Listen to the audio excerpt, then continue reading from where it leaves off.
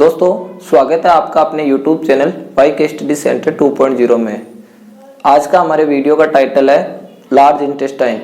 हम human digestive system में large intestine के बारे में पढ़ेंगे। तो आइए शुरू करते हैं आज की अपनी ये क्लास। हम पढ़ रहे हैं बड़ी आंत के बारे में। बड़ी आंत जिसको इंग्लिश में लार्ज इंटेस्टाइन बोला जाता है।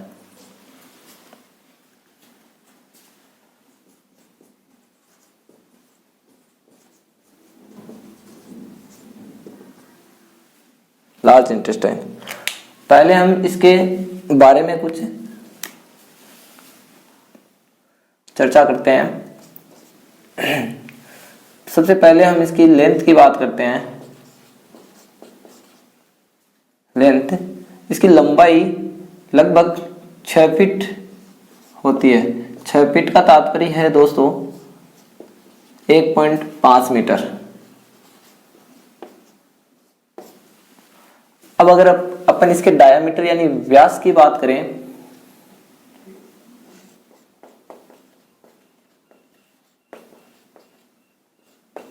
इसका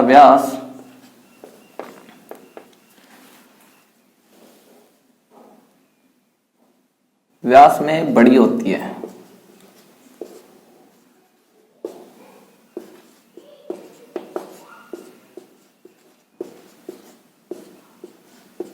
और इसका व्यास अधिक होता है।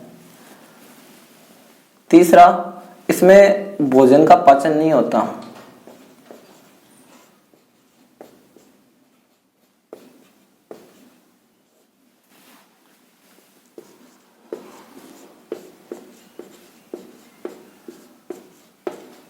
भोजन का पाचन नहीं होता है। अब अगर इसके अपन प्रमुख कार्य की बात करें, यानी इसका कार्य क्या है, हम देखते हैं।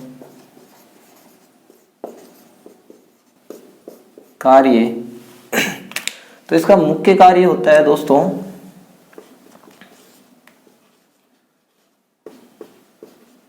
भोजन जो छोटी आंत से आता है, जिसको अपन काइल बोलते हैं, उससे भोजन से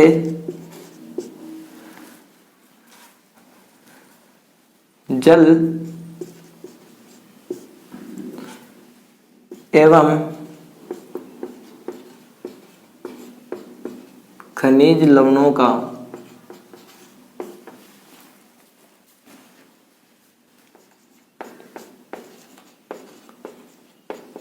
अवशोषण करना। यानी इसमें भोजन का पाचन नहीं होता है, यह केवल क्या करती है, अवशोषण का कार्य करती है। तो यह जो भोजन काइल आता है उससे क्या करती है, पोषक तत्वों का अवशोषण कर लेती है। पोषक तत्व कौन से, जल एवं खनिज लवणों का अवशोषण कर लेती है। दूसरा हम देखते हैं कि यह जो हमारे शरीर के अपशिष्ट होता है, हमारा शरीर का जो अपशिष्ट पदार्थ होता है, यानी जो भोजन से अपशिष्ट बच गया, भोजन का पाचन हो गया है संपूर्ण तरीके से, अब उससे उसका अवशोषण भी हो गया है, तो अवशोषण के बाद जो अपशिष्ट बचता है उसको शरीर से बाहर निष्कासित करना। अपशिष्ट का शरीर से बाहर निष्कासन करना, बाहर निष्कासन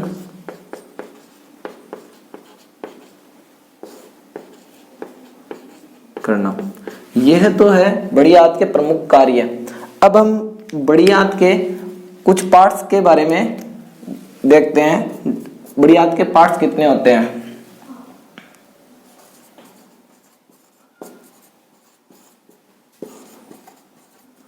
पार्ट्स ऑफ लार्ज इंटेस्टाइन।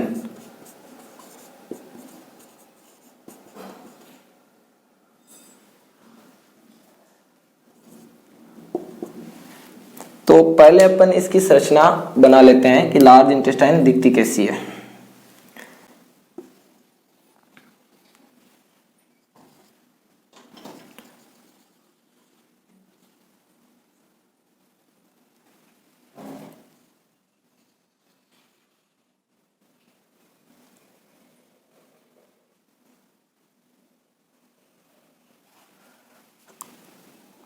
यहाँ पे कर्मी रूपी प्रेसिसिका होती है, यहाँ से लगभग छोटी आंत जुड़ी हुई होती है,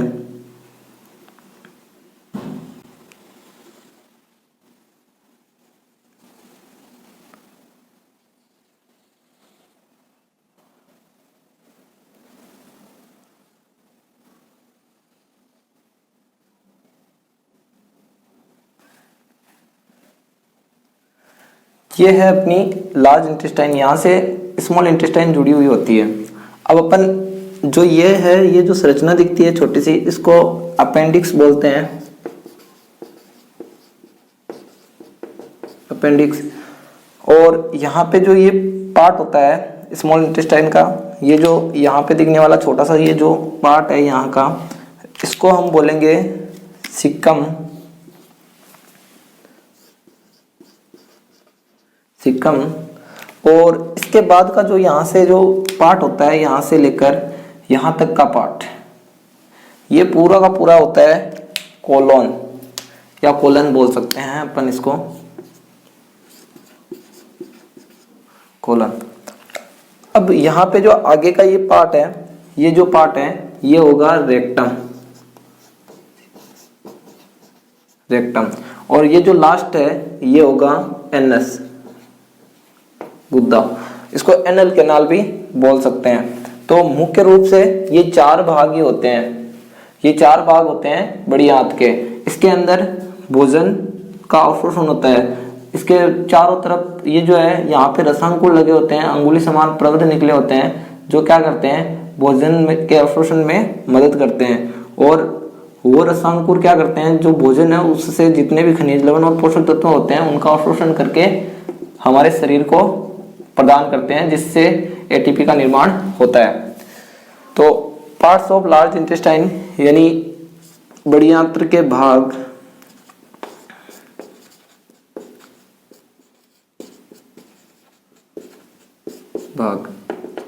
तो पहला अपन देखते हैं, पहला है सिक्कम, सिक्कम। दूसरा भाग है वो है आपका कोलोन। तीसरा जो भाग है वो है रेक्टम।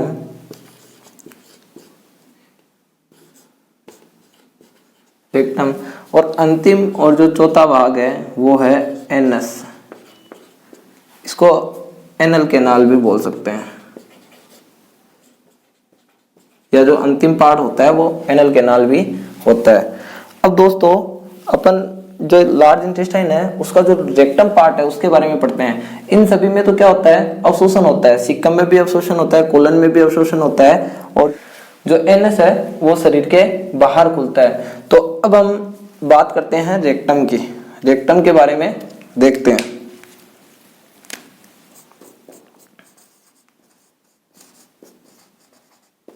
रेक्टम, इसको हिंदी में मलाशय भी बोला जाता है,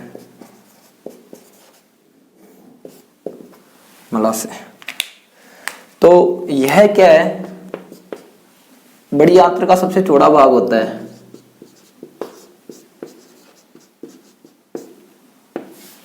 बड़ी आंत्र का सबसे चौड़ा भाग होता है।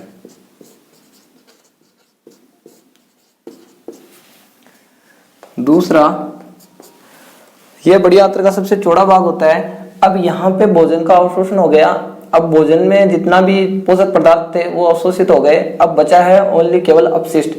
तो यहाँ पे इसमें क्या होता है, ये जो रेक्टम है इसमें अपशिष्ट इकट्ठा होता है, अपशिष्ट इकट्ठा होता है। तो इसका अपन ये लिख देते हैं, इसमें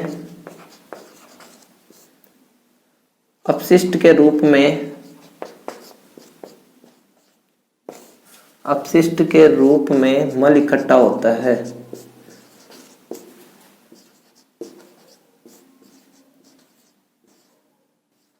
इकट्ठा होता है। तीसरा, जो मलाशय है वो शरीर के बाहर एनस के रूप में खुलता है। मलाशय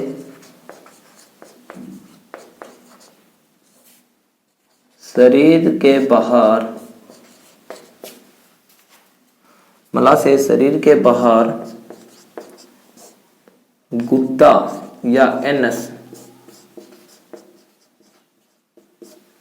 एनस के रूप में